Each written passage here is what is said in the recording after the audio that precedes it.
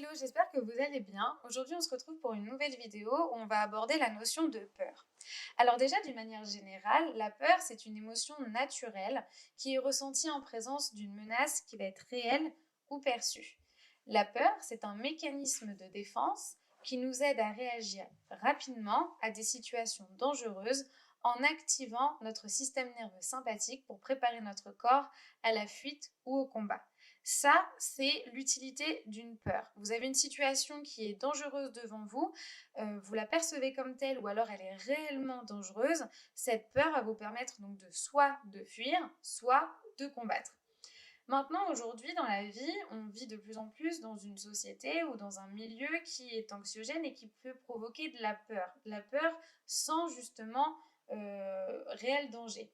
Cette peur-là, en fait, ça va être une réponse instinctive du corps qui va se déclencher en présence d'une situation donc stressante, même si elle n'est pas du tout dangereuse.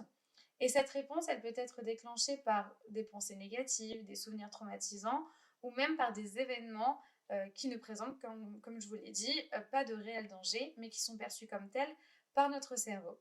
On peut citer par exemple la peur de l'inconnu. Ça va être en fait la peur de changer une situation actuelle qui nous est confortable. On peut aussi avoir la peur de l'échec. Ça nous empêche en général de prendre des risques et ça peut même engendrer la peur du regard des autres. Vous avez aussi la peur de la perte, donc ça c'est quand on est déjà dans une sécurité financière assez stable, quand on a aussi une stabilité émotionnelle et du coup en fait on a peur de perdre ça, de perdre ce qui nous est confortable. Et on peut aussi citer la peur de prendre une décision. Donc ça implique en fait de faire un choix et parfois ça peut provoquer énormément de peur et de stress, de se dire est-ce que je fais le bon choix, est-ce que c'est un mauvais choix, enfin. Donc ça voilà, ça c'est tout un tas d'exemples de peur aujourd'hui sans réel danger physique, si vous voulez.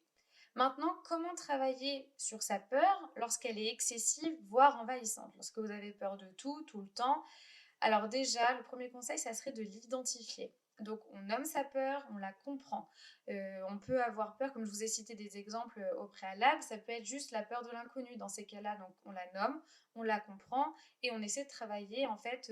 Voilà, si j'ai peur de l'inconnu, et ben du coup, je vais essayer de changer des petites choses un petit peu dans mon quotidien qui vont provoquer un petit peu cette peur de l'inconnu. Mais vu que j'arrive à le surmonter, et ben je vais prendre confiance en moi et j'aurai de moins en moins peur. Ensuite, on peut se préparer mentalement. Vous pouvez par exemple visualiser la situation qui engendre chez vous de la peur. Et en fait, si vous la visualisez, vous pouvez aussi vous visualiser en train de réussir, en train de vaincre cette peur-là. Si vous entrez déjà dans un système de pensée où, ok, je sais que j'ai peur de ça, maintenant je me visualise y arriver et la surmonter, ça sera beaucoup plus facile pour vous de l'appliquer dans la réalité.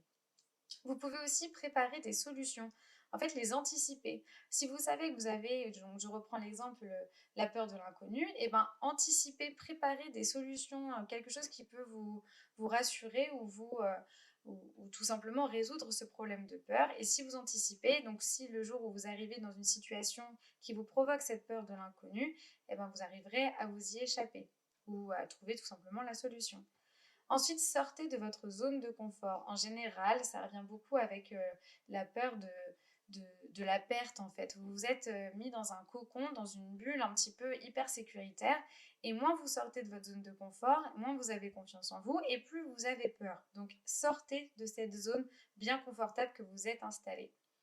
Et ensuite, eh ben, il s'agirait de se faire accompagner, hein, encore et toujours. Parlez-en, faites-vous accompagner par un coach, par un psychologue pour travailler réellement en profondeur sur cette peur, savoir d'où est-ce qu'elle vient, parce que c'est rarement anodin. Les peurs ne débarquent pas comme ça. Donc, travaillez dessus et voilà. Et surtout, n'oubliez pas que ça demande du temps et de la persévérance, encore et toujours. Voilà, cette vidéo est terminée. J'espère qu'elle vous a plu. La semaine prochaine, on parlera de la notion du lâcher-prise, en fait, de pouvoir apprendre à lâcher prise dans une situation. Je vous souhaite une belle semaine et je vous dis à dimanche prochain.